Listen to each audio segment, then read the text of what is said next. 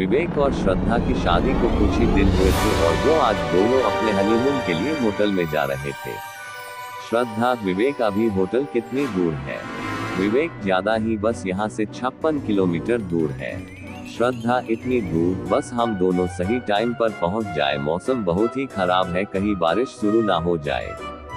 श्रद्धा के कहते ही जोर की बिजली कड़की और बारिश शुरू हो गई।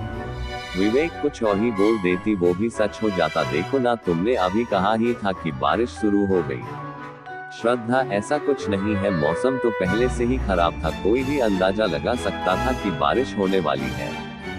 दोनों हंसी मजाक करते हुए आराम से उस होटल की तरफ बढ़ रहे थे जहां विवेक ने उनके लिए रूम बुक किया था, लेकिन बारिश बहुत तेज होने लगी थी और अचानक पेट्रोल भी एंडिंग पर नजर आने लगा।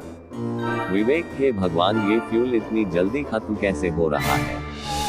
श्रद्धा, तुमने चलने से पहले चेक नहीं किया था क्या?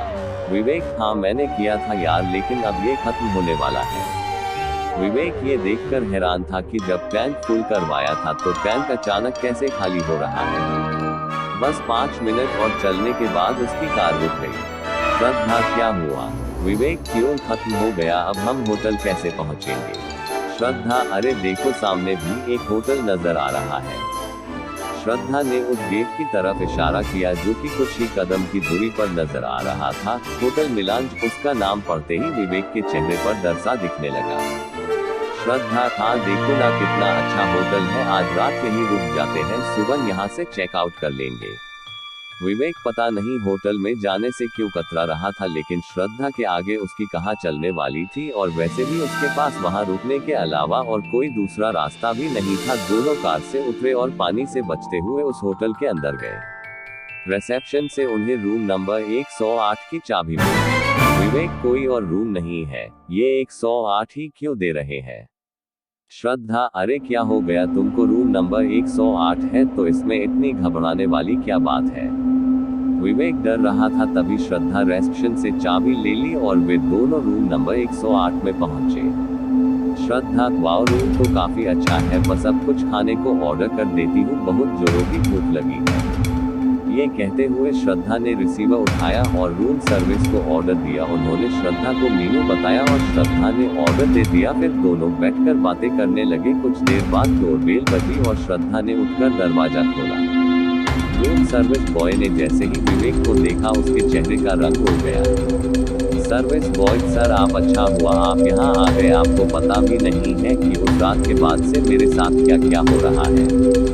सुनकर विवेक चौंक गया और श्रद्धा भी हैरान रह गई। श्रद्धा, ये तुम क्या कह रहे हो? ये कहकर उसने विवेक से पूछा, ये क्या बोल रहा है, क्या तुम पहले भी यहाँ आ चुके हो? विवेक, नहीं, मैं तो यहाँ पहली बार आया हूँ। विवेक ने सर्विस बॉय से कहा कि तुमको कोई गलतफहमी हुई है। सर्विस बॉय, नहीं सर, मुझे कोई गलतफहमी नहीं हुई है, मैं आपको पहचान गया हूँ। विवेक ने उसकी बात को वही काटकर उसे डांटते हुए कहा, तुम खाना देकर यहाँ से जाओ, नहीं तो मैं अभी मैनेजर से कहकर तुम्हारी याददाश्त ठीक करवा दूंगा। ये सुनकर वो डर गया और खाने की ट्रॉली उनके पास छोड़कर चला गया। श्रद्धा को ये बात बहुत ही अजीब लग रही थी, लेकिन फिर भी उसने विवेक से कोई सवाल नहीं किया और दोनों ने साथ बैठकर खाना खाया। सर्विस बॉय वहां से निकलकर कॉरिडोर से जा रहा था, तभी उसको किसी की हंसने की आवाज सुनाई दी। आखिर वो दिन आ ही गया जिसका मुझे इंतजार था। ये सुनकर वो डर गया और पीछे पलट कर देखा तो वहाँ कोई नहीं था। सर्विस बॉय, अब वह यहाँ आ चुका है, तुम अब मुझे डराना छोड़ दो। तेरे जिंदा रहने से मुझे कोई फायदा नहीं है, तू उसको यहाँ लेकर नहीं आया, मैंने ही उसको यहाँ रोकने के लिए मजबूर किया, अब तेरे जिंदा रहने का कोई मतलब नहीं।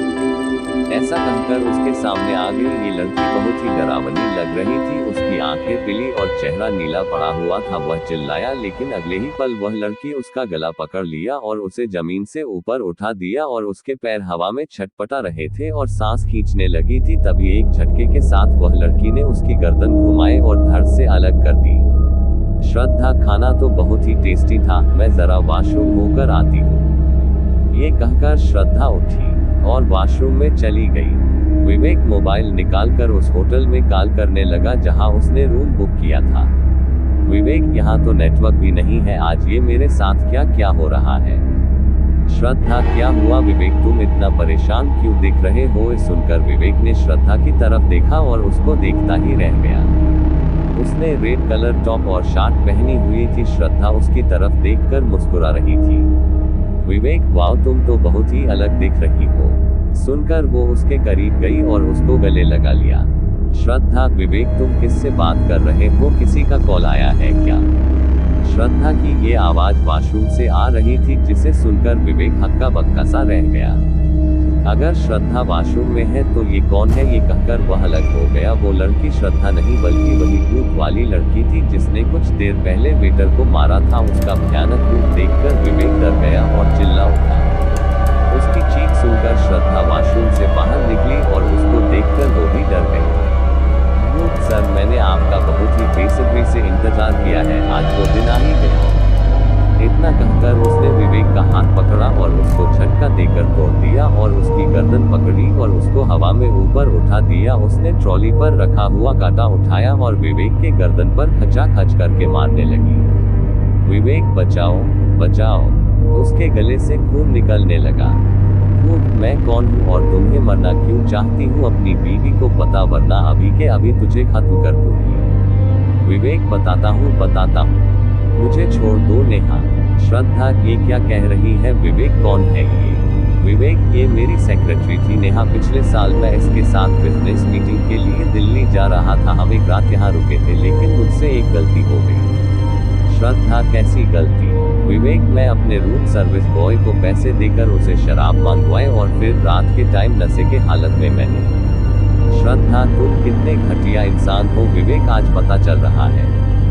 विवेक, सुबह जब मेरी आंख खुली तो ये मेरे बेड पर बैठी रो रही थी। इसने मुझे बताया रात क्या हुआ था। मैंने इसको चुप करने की कोशिश की और ये भी कहा जितना चाहे पैसा ले लो, लेकिन इस बात को यही जवाब दो। लेकिन इसने एक बात नहीं मानी, बल्कि ये कही मुझको इससे शादी करनी पड़ेगी। ये मेरे ही सामने पुलिस को कॉल कर रही थी।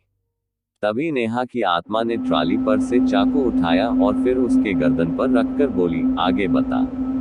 विवेक, यह मेरे ही सामने पुलिस को कॉल कर रही थी। इससे मोबाइल छीनने के चक्कर में इसका सर टेबल से टकराया और इसके सर पर बहुत चोट आई और यह बेहोश हो गई थी।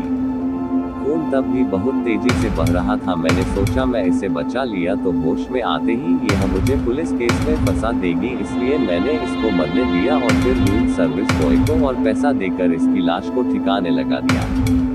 श्रद्धा, मुझे खुद पर शर्म आ रही है कि मैंने तुम जैसे इंसान से प्यार किया और शादी की। नेहा, सुन लिया तूने, अब तेरा भी समय आ गया है। ये कहकर नेहा की आत्मा ने हाथ में पकड़े चाकू से एक नहीं बल्कि कई बार विवेक के पेट में घोंप दिया और फिर वही चाकू उसके गले पे फेर कर उसको खत्म कर दिया।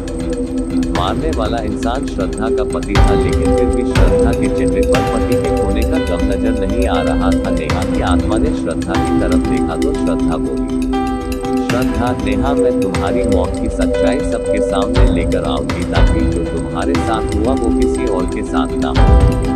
नेहा, ऐसा अब होगा भी नहीं। आगे से अब कोई भी लड़का किसी की जिंदगी खराब करने के बारे में सोचेगा भी तो उसकी ख्वाहिश पूरी करने में वापस आऊंगी।